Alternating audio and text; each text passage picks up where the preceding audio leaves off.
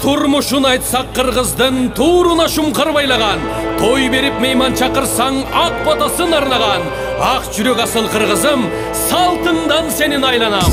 Ардактуу агайын туугандар, урматтуу улакчылар, сиздерди 2024-жылдын 29 декабрь күнү Ош облусунун Кара Суу районундагы Жаңарык айылында Адышев Кабылбек атанын уулу Нургазы аганын балдары Нурсултанга, Рамзанга, Элмирбекке акбат алуу максатында өтүүчү чоң аламан улакка чакырабыз.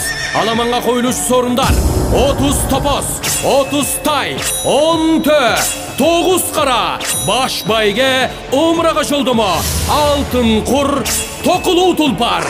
Дареги Муса Балбан ат майданы.